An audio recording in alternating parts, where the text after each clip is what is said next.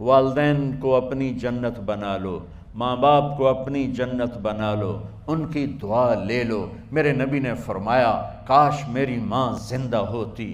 ماں کا خاص طور پر منشن کیا، میری ماں کیوں کہ باپ کو تو دیکھا ہی نہیں اور ماں کو دیکھا ہے 6 سال۔ میری ماں زندہ ہوتی اور میں عشاء کی نماز کے مصلی پہ کھڑا ہوتا اور میرے گھر سے میری ماں کہتی محمد، تو میں ماں کے لیے نماز توڑ دیتا۔ میرا نبی کہہ رہا ہے۔ اور جب آپ حج پہ تشریف لے گئے اور ابوا کے میدان سے گزرے جہاں میرے نبی کی والدہ کا انتقال ہوا تھا، اس بات کو 57 سال گزر چکے ہیں۔ 6 برس کی عمر میں مدینہ سے نکلے 3 افراد، میرے نبی کی ماں، میرے نبی کے والد کی باندی ایمن، وہ بھی ماں ہیں، انہوں نے بھی دودھ پلایا تھا میرے نبی کو۔ 2 مائیں ہیں، ایک دودھ پلانے والی، ایک پیدا کرنے والی، اور ایک میرے نبی ہیں۔ جب ابوا کے پہاڑوں میں پہنچے تو اچانک ہارٹ اٹیک سے حضرت آمنہ 25 سال کی عمر میں انتقال فرما گئیں، اور میرے نبی نے اتنا اس کا غم لیا۔ 6 سال کا بچہ، میں سن 2000 میں وہاں گیا تھا، میرے آنسوں نہیں رکنے کو آ رہے تھے کہ کہاں میرے نبی کی ماں کو اللہ نے اٹھایا، نہ کوئی آسرا، نہ کوئی سہارا، نہ کوئی رشتہ، نہ کوئی جھولی، نہ کوئی چھاؤں، ایسے تنہا یتیم کر دی۔ جب ان کو پتھروں میں دبا کے نیچے اترے، ایمن کو سے ہاتھ چھڑا کر بھاگے اور اوپر پہاڑی پہ چڑھ گئے۔ جب ایمن پیچھے گئیں تو ایمن نے کیا دیکھا کہ ابوا کے پہاڑ بھی رو رہے ہوں گے، اب ماں کی قبر کو چمٹ کے ایسے اوپر لیٹے ہوئے تھے، قبر کو پکڑا ہوا تھا، اوپر لیٹے ہوئے تھے۔ جب ایمن قریب آئیں تو سنا آپ کہہ رہے تھے اماں جی آپ کو تو پتہ تھا آپ کے سوا میرا کوئی نہ تھا، آپ مجھے چھوڑ کے کہاں چلی گئی، کیوں چلی گئی؟ 6 سال کا بچہ پہلی موت دیکھ رہا ہے تو ان کو سمجھ میں نہیں آ رہا کہ میری ماں کے ساتھ ہوا کیا ہے۔ ایمن نے اٹھانا چاہا، آپ نے اٹھنے سے انکار کر دی۔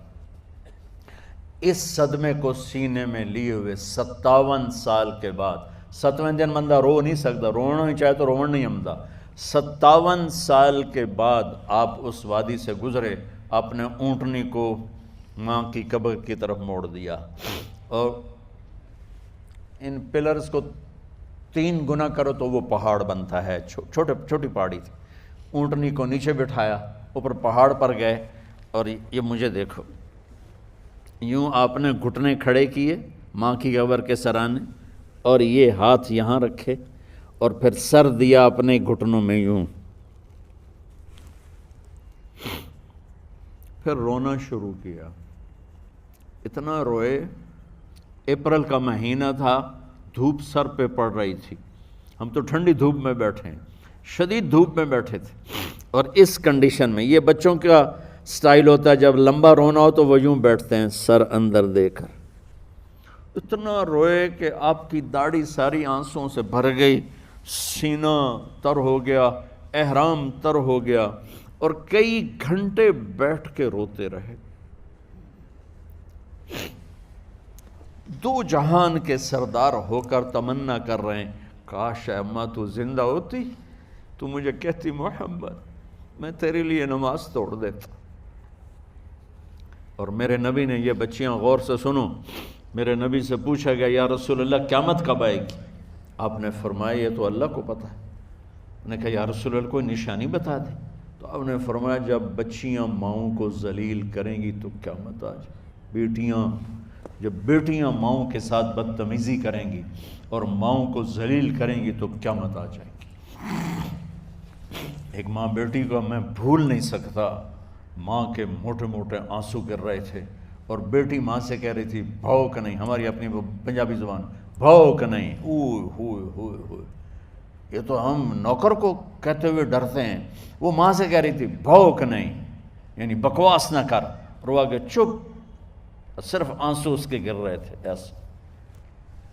شاید وہ یاد کر رہی تھی کہ 9 مہینے کیسے اس کو میں نے پیٹ میں پالا، جنتے ہوئے کتنی تکلیفوں سے گزری، اور اس کو دودھ پلاتے ہوئے کتنی راتیں میں نے کاٹ کاٹ کے گزاریں، اور اس کے پیشاب دھوتے ہوئے کتنی دفعہ میں سردی میں ٹھٹھری، اور آج یہ مجھے کہہ رہی ہے بھوک نہیں۔ اس لیے میرے نبی نے فرمایا جس نے ماں باپ کو دکھ دیا، سنو غور سے بچوں سارے سنو، جس نے ماں باپ کو دکھ دیا اس پہ اللہ کی لعنت، اس پہ فرشتوں کی لعنت، اس پہ زمین آسمان کی لعنت، نہ ان کی نماز قبول ہے، نہ روزہ قبول ہے، نہ صدقہ قبول ہے۔ میرے نبی کی زندگی کا دوسرا روپ حقوق العباد، نماز حقوق اللہ میں آ جاتی ہے، میں حقوق العباد کی تھوڑی سی وضاحت کر رہا ہوں۔ ماں باپ زندہ ہیں تو دعا لے لو۔ والدین سے کہتا ہوں بچوں کو عزت دو، جہاں اولاد ماں باپ کے حقوق ہیں وہاں اولاد کے حقوق ہیں، اولاد کو عزت دو، اولاد کو عزت دو، اولاد کو عزت دو۔ بہت سی اولاد کی نافرمانی کا ذریعہ ماں باپ بن رہے ہیں، سختی کر کے، زبردستی کر کے اور ٹھونس کر چیزیں نوکروں کی طرح سلوک کر کے۔ میرے نبی کے گھر میں جب بیٹی فاطمہ ملنے کے لیے آتی تھیں تو میرے نبی بیٹھے نہیں رہتے تھے، یا اب چیئر پہ بیٹھے ہوئے بی بی فاطمہ آ گئی، اب زمین پہ بیٹھے ہوئے ہیں بیٹی آ گئی، اب چارپائی پہ لیٹے ہوئے ہیں بیٹی آ گئی۔ میرے نبی کیا کرتے تھے؟ کھڑے ہو جاتے تھے، کھڑے ہو جاتے، ایک دم کھڑے ہو جاتے تھے، اور پھر کھڑے نہیں رہتے تھے، تیزی سے آگے بڑھتے تھے اور حضرت فاطمہ کا ہاتھ پکڑ لیتے تھے۔ یہ والدین غور سے سنو، حضرت فاطمہ کا ہاتھ پکڑ لیتے تھے اور ہاتھ پکڑ کے مجھے دیکھو یوں بوسہ لیتے تھے، بیٹی کا بوسہ لیتے تھے، پھر ہاتھ چھوڑتے نہیں تھے، ہاتھ پکڑے پکڑے لاتے لاتے لاتے ان کو چارپائی پر پہلے بٹھاتے تھے پھر خود بیٹھتے تھے۔ یہ باپ اور رسول ہو کر بیٹی کو یہ عزت دیتے تھے۔ پھر وہ جنت کی عورتوں کی سردار بنی، پھر وہ جنت کے سرداروں کی ماں بنی، پھر وہ اللہ کے شیر کی زوجہ بنی۔ تو والدین سے کہتا ہوں کہ اپنے بچوں کو عزت دو، عزت دو، عزت دو، عزت دو۔ پھر آپ سے زندگی کے بڑے فیصلے ہیں شادی۔ اب لوگ اکٹھے پڑھتے ہو لڑکے لڑکیاں، اپنی شادی کے فیصلے خود نہ کرو، اپنے ماں باپ کے حوالے کرو۔ اس میں شرافت بھی ہے، اس میں برکت بھی ہے، اس میں رحمت بھی ہے، اور اس میں والدین کی دعائیں بھی ہیں۔ کورٹ میرج کو ہوا نہ دو، boyfriend girlfriend culture ہمارا نہیں ہے۔ میرے نبی کے طریقے میں مرد اور عورت کا صرف نکاح سے تعلق ہے، اس کے علاوہ سب جہنم کی آگ ہے۔ اور والدین سے کہتا ہوں کہ اپنے بچوں سے پوچھ کے رشتے کرو، زبردستی مت کرو۔ میرا معاشرہ بہت سنگین قسم کے جرم کا شکار ہے، بچوں پہ مسلط کر دیتے ہیں، ایتھے ہی کرنی ہے، جٹاں چی کرنی ہے، بٹاں چی کرنی، پتہ نہیں آئے کتوں ہیں جٹ بٹ۔ چلو تم ناراض نہ ہو، راجپوتاں چی کرنی، میں راجپوت ہوں، میں اپنی قوم کو بھی رگڑ دیتا ہوں، راجپوتاں چی کرنی، اگاں کرنی کوئی نہیں۔ یہ ظلم و ستم اولاد پہ مت کرو، اپنی بچی سے پوچھو، اگر بیٹی ہاں کرے تو پھر قدم اٹھاؤ، اگر بیٹی کہہ دے میں نہیں کرنا چاہتی تو وہ نافرمان نہیں ہے۔ اللہ کے واسطے میری سنو، صرف تم نہیں سن رہے، اس کیمرے سے لاکھوں کروڑوں لوگ سن رہے ہیں۔ اگر بیٹا یوں کہہ دے کہ ابا میں نے یہاں شادی نہیں کرنی، میرا جی نہیں چاہتا ہے، تو وہ بیٹا نافرمان نہیں ہے، فرما بردار ہے، اس نے شریعت کا حق استعمال کیا ہے۔ اب ایسا ظلم مت کرو کہ نہیں اتھے ہی کرنی ہے، اتھے گھروں نکل جا۔ زندگی تم نے تو نہیں گزارنی، زندگی تو بچے نے گزارنی، میں قربان جاؤں۔ ایک حدیث سنو پہلے، پھر اگلی بات سناتا ہوں۔ ما تزوجت وما زوجت الا بوحی من السماء نزل به جبریل۔ لوگو سنو، میں نے جہاں شادی کی، میں نے جہاں بیٹی کی شادی کی، پہلے آسمان سے جبریل فرشتہ اللہ کا حکم لے کر آیا، پھر میں نے قدم اٹھایا۔ سمجھ گئے میری یہ بات؟ سمجھ گئے سارے؟ اب اگلی سنو۔ حضرت علی فاطمہ کا رشتہ لینے آ گئے، اور جبریل ان سے پہلے آ گئے کہ یا رسول اللہ فاطمہ علی کے لیے ہے۔ باپ محمد مصطفیٰ جیسا ہے، رشتہ مانگنے والا علی جیسا ہے، اور بیٹی فاطمہ جیسی ہے۔ اور آپ پوچھتے ہیں علی کیسے آئے؟ وہ شرم کی وجہ سے کچھ کہہ نہ سکے، چپ۔ آپ کو تو پتہ تھا، آپ نے فرمایا فاطمہ کے رشتے کے لیے آئے ہو؟ کہا جی۔ تو جبریل تنال بیٹھا ہوا ہے کہ یا رسول اللہ اتھے ہی کرنا ہے، آپ نے ہاں نہیں کی، آپ نے کہا انشاءاللہ، اور یہ کہہ کر اٹھ گئے۔ انشاءاللہ نبی کا ہاں ہی ہوتا ہے، لیکن جبریل کے آنے کے باوجود اور اللہ کے کہنے کے باوجود میرے نبی کو بھی پتہ ہے کہ یہ رشتہ یہاں کاتب تقدیر نے لکھ دیا ہے، لیکن امت کو سبق سکھانے کے لیے آپ گھر تشریف لے گئے۔ بیٹی فاطمہ کہ جی یا رسول اللہ، کہا علی کا رشتہ آیا ہے، میں ہاں کر دوں؟ سبحان اللہ۔ میں اپنے دیہاتی بچیوں پہ مجھے رونا آ گیا کہ جنہیں پتہ ہی نہیں ہوتا سانو کہیں دے نال بندے پہ جانور ہے یا انسان ہے۔ علی جیسا داماد، چلو علی کو چھوڑو، فاطمہ کو چھوڑو، جبریل آیا بیٹھا ہے، جبریل آیا بیٹھا ہے۔ اس کے بعد فاطمہ سے پوچھنے کی کیا بات ہے؟ جبریل آ کر کہہ رہا یا رسول اللہ، اللہ کہہ رہا فاطمہ علی کے لیے ہے اور علی فاطمہ کے لیے ہے، اور پھر آپ کہتے ہیں بیٹی فاطمہ ہاں کر دو؟ ہماری تو آج کی بیٹیاں انکار نہیں کرتی، چپ کر کے گاں ماش طرح بن چھڑ دین قلعے نال۔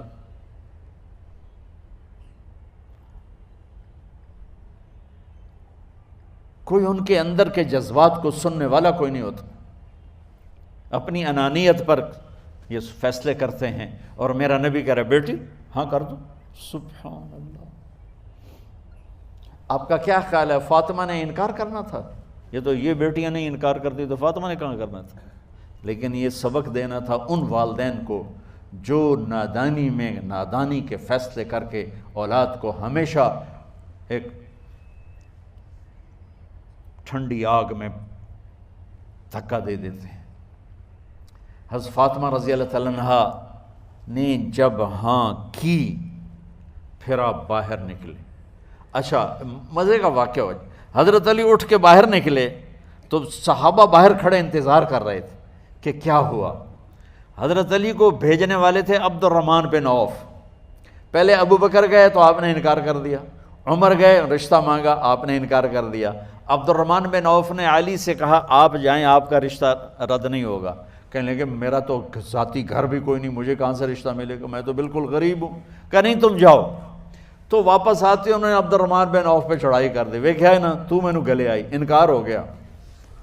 تو صحابہ نے پوچھا کیا ہوا؟ کہا کچھ کہا ہی نہیں، چپ کر کے اٹھ گئے۔ تو عبد الرحمن بن عوف کہنے لگے کچھ بولے صحیح، کہ بس اتنا کہا انشاءاللہ کا تو مبارک ہو، نبی کا انشاءاللہ ہاں ہوتا ہے۔ کہا اچھا، تو اتنے میں آپ باہر تشریف لے۔ کہا علی، کہا جی، کہا لو بلاؤ، لوگوں کو بلاؤ۔ ساری مسجد بھر گئی، آپ کے ساری مسجد فل ہو گئی۔ آپ ممبر پہ کھڑے ہوئے علی کو سامنے بٹھایا، کہا لوگو یہ جبریل میرے پاس اللہ کا پیغام لائے ہیں کہ میں فاطمہ بنت محمد کا نکاح علی بن ابی طالب کے ساتھ کر دوں۔ پھر آپ نے خطبہ پڑھا اور کہا کہ علی، ہائے ہائے ہائے، میں نے فاطمہ بنت محمد کو 400 درہم مہر کے عوض تیرے نکاح میں دیا، تو نے قبول کیا؟ حضرت علی نے زور سے نعرہ لگایا میں نے قبول کیا، اور سجدے میں چلے گئے، اللہ کا شکر کا سجدہ ادا کیا۔ پھر میرے نبی نے وہیں سارے مجمع کو شہد کا شربت پلایا اور تازہ کھجوریں کھلائیں۔ اور پھر جب رخصتی ہوئی تو آپ نے حضرت علی سے فرمایا کہ آپ آ کے لے جاؤ۔ پھر آپ نے حضرت ام سلمہ، حضرت حفصہ اور جناب حضرت عائشہ رضی اللہ تعالیٰ عنہ، ان تینوں کو بلا کر فرمایا تمہیں پتہ ہے نا مجھے فاطمہ سے کتنا پیار ہے، تو تم فاطمہ کو دلہن بناؤ، اس کی تیاری کرواؤ، اسے دلہن بناؤ۔ تو ان تینوں نے حضرت فاطمہ کو دلہن بنایا۔ پھر آپ نے حضرت علی کو پیغام بھجوایا، وہ تشریف لائے، اپنی اونٹنی لے کر آئے، حضرت عقیل ساتھ ہے، سلمان فارسی ساتھ ہے، اور دروازے پر اونٹنی بٹھائی، آپ علی کو اندر لے گئے اور یوں فاطمہ کا ہاتھ پکڑ کے علی کے ہاتھ میں دے کر فرمایا علی تمہیں نبی کی بیٹی مبارک۔ سبحان۔ پھر آپ نے کہا میری بیٹی فاطمہ، مجھے اپنے خاندان میں جو سب سے زیادہ محبوب تھا میں نے تیرا ہاتھ اس کے ہاتھ میں دے دیا ہے۔ والدین سے کہتا ہوں اپنے نبی کی زندگی پڑھو۔ میرا درد ہے کہ ہماری ثقافت میں اسلام داخل نہیں ہوا، ہمارے عبادت میں اسلام آ گیا، بہت سارا مجمع مرد عورتوں کا نمازی ہے، حاجی ہے، عمرے کرتے ہیں، لیکن ثقافت میں نبوت کی جھلک دکھائی دے، ثقافت میں اللہ کا نبی دکھائی دے، وہ نہیں ہے۔